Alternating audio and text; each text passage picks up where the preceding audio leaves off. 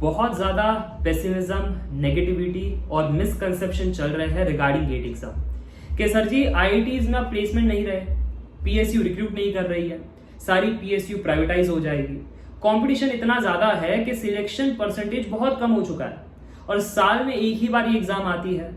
अगर अच्छे से क्रैक नहीं हुआ तो पूरा साल बर्बाद और अगले साल की भी कोई गारंटी नहीं। तो बच्चे करे तो करे क्या? क्या गेट एग्जाम की प्रिपरेशन छोड़ दे? क्या गेट एग्जाम खत्म हो चुका है या फिर कुछ और बात भी है? मेरा सबसे पहला सवाल आपसे यह है कि आपने फैक्ट्स चेक किया है? अगर फैक्ट्स नहीं चेक किया है तो किसके बातों पर भरोसा कर रहे हो? आज का वीडियो इसी पर है। सबसे पहला पॉइंट, किसने कहा कि आईआईटीज में प्लेसमेंट नहीं है? 99% बच्चे आईआईटीज में प्लेस्ड होते हैं, 1% अनप्लेस्ड होते हैं। उसका रीजन बड़ा सिंपल है, जो बीटेक में काम किया वही एमटेक में कर रहे हैं।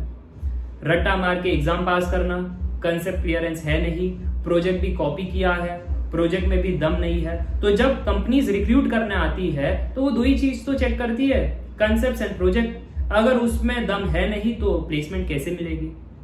दूसरा, आपको गलत बातें बताई गई है। न्यूज में आ जाता है एक आईआईटी का बच्चा, उसको 1 करोड़ का पैकेज मिला, तो आपके मन में भी इच्छा आ जाती है हमको भी आईआईटी करना है। क्यों? क्योंकि हमको भी 1 करोड़ का पैकेज चाहिए। पर क्या आपने सवाल किया कि कितने बच्चों को 1 करोड़ का पैकेज मिला है? कौन से ब्रांच में ये दिया जा रहा है? उस बच्चे में ऐसा क्या खास था? ये तो आप देखते हो नहीं, बस ऊपर ऊपर से बातें देखते हो कि आईआईटी में अगर गए तो 1 करोड़ का पैकेज मिलता है। रियलिटी ये है कि सिर्फ और सिर्फ सीएसआईटी वाले बच्चे को 1 करोड़ का पैकेज मिलता है, उसके अभाव भी मिलता है। ठीक है, 4 करोड़ का पैकेज भी मिला है। तो ये सीएसआईटी ब्रांच को ही मिलता है, अदर ब्रांचेस को नहीं। जैसे mechanical, electrical, electronics, telecom, IN, PI, marine, naval, ऐसे बहुत सारे ब्रांचेस है, उनको नहीं मिलता इतना पैकेज। उनका एवरेज पैकेज है 8 to 20, मैक्सिमम 30, 40, 50 तक जाता है। मैक्सिमम कह रहा हूं 40, अदर ब्रांचेस की बात कर रहा हूं। तो ये चीज है। अब आप कहोगे फिर तो सारे अदर ब्रांचेस को बंद करो, सिर्फ सीएसआईटी को ही चालू रखो। तो फिर ऐसे स्पोर्ट्स में भी कहो कि सिर्फ क्रिकेटर अगर 1000 करोड़ बनाते हैं, जैसे धोनी, विराट कोहली और ये सब, और क्रिकेट में इतना ज्यादा पैसा है तो सबको क्रिकेटर बनना चाहिए। फिर क्यों खेल रहे हो टेनिस, बैडमिंटन, हॉकी, ये सबको बंद करो। फिर आप कहोगे सर सबका अपना अपना इंटरेस्ट होता है, किसको जिसमें मजा आता है वो करना चाहिए। तो सेम इंजीनियरिंग में भी होता है। अगर आपको मैकेनिकल में मजा है तो एक प्रैक्टिकल एक्सपेक्टेशन रखकर फिर मैकेनिकल करो कि मुझे मजा आता है बट पैकेज इतना ज्यादा नहीं है कंपेयर टू सीएसआईटी। अच्छा है बट बहुत ज्यादा बढ़िया भी नहीं है जो सीएसआईटी वालों को मिलता है। तो ये रियलिटी है, उसको एक्सेप्ट करो और फिर मैकेनिकल इंजीनियरिंग करो, क्योंकि काम में मजा आता है। So money should be secondary, over a period of time तो ग्रो होगा ही, स्टार्ट में नहीं तो बाद में, एक्सपीरियंस मिलने के बाद तो ग्रोथ मिलती ही है। ये हो गया आईआईटीज के प्लेसमेंट का सिनेरियो। कोई भी वेबसाइट में चेक करना, मेजॉरिटी प्लेस्ड है। दूसरी बात, पीएसयू पर आते हैं। सो पीएसयू प्राइवेटाइज हो जाएगी, ये बहुत बार कहा गया था, बट हर साल पीएसयू रिक्रूट कर रही है और वो भी गेट के थ्रू रिक्रूट कर रही है, तो कोई प्राइवेटाइजेशन का हमको सिग्नल नहीं मिल रहा है। दूसरी बात, पीएसयू के अंदर डिपेंड करता है ऑन डिमांड के कितनी वैकेंसी आएगी। फिक्स वैकेंसी होती नहीं है क्योंकि businesses do not have fix model. जिसकी जितनी ज्यादा डिमांड उतनी ज्यादा वैकेंसी, डिमांड कम है तो वैकेंसी कम है। ये फैक्ट है, ये मान करके चलना पड़ेगा कि आप शायद अनलकी हो सकते हो कि AIR 100 आ गया बट फिर कोल इंडिया ने वैकेंसी निकाली और मैकेनिकल का तो था ही नहीं, फिर AIR 10 भी आ गया तो कोल इंडिया जा नहीं सकते। बट ऐसा भी देखा गया है कि कोल इंडिया में माइनिंग में 800 वैकेंसी आ गई और माइनिंग में बच्चे कम लिखते हैं।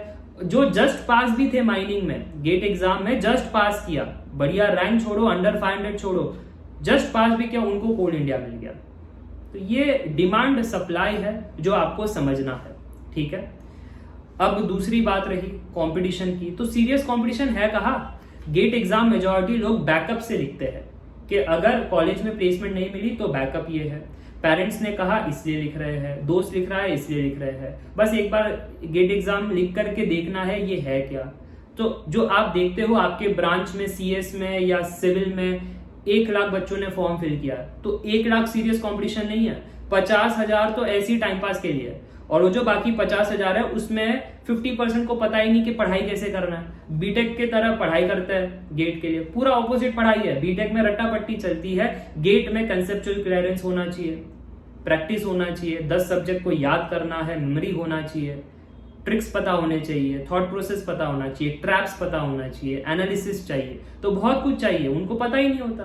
तो 25,000 जो बचे अभी, उसमें से आप कह सकते हो हार्डली 10,000 लोग सीरियस एस्पिरेंट रहेंगे जो अंडर 500 के लिए फाइट करते उतना अच्छा कंपटीशन करेंगे। तो 1 लाख में से 25,000 पढ़ाई ढंग से कर रहे हैं, उसमें 10,000 बहुत ज्यादा सीरियस है, तो 10,000 ही आपका कंपटीशन है। तो ये रियलिटी है, 10% इज ऑलवेज सीरियस। तो ये हो गया कि कंपटीशन भले कितना ही नंबर आ जाए, और ज्यादा भी नंबर नहीं आ रहे, कंसिस्टेंट है, एवरेज 6 लाख स्टूडेंट्स हर साल गेट एग्जाम लिखता है, ठीक है। So not big competition. वही अगर आप JEE देखो या फिर UPSC देखो, अदर एग्जाम्स, तो बहुत ज्यादा कंपटीशन है, ओके। और तीसरा, अगर फेल हो गए तो क्या, ये वाजिब क्वेश्चन है कि अगर फेल हो गए तो 1 साल बर्बाद होगा, यानी गेट एग्जाम साल में 1 ही बार कंडक्ट होता है, तो वापस से तो गेट आएगा नहीं उस साल।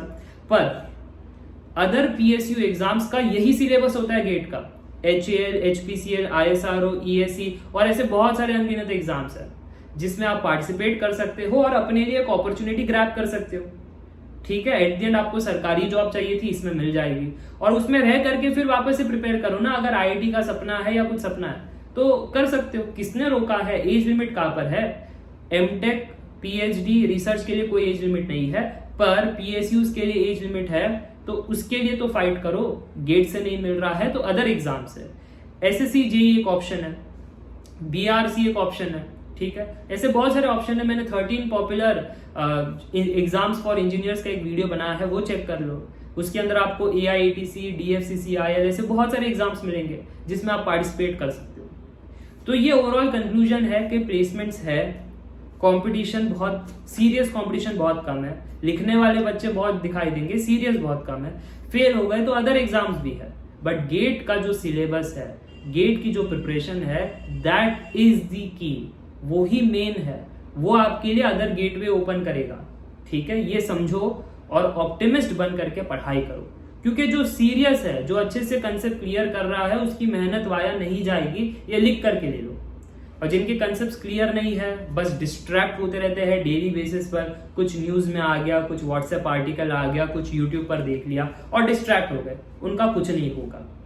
So prepare well, prepare with focus. बाकी जितनी अपॉर्चुनिटीज है मैं जॉब अपडेट्स चैनल पर बताते रहता हूँ और गाइडेंस इस चैनल पर देते रहता हूँ। कमेंट करके बताना आपके अगर कुछ सवाल हो गेट एग्जाम से रिलेटेड। आज के लिए बस इतना ही, थैंक यू।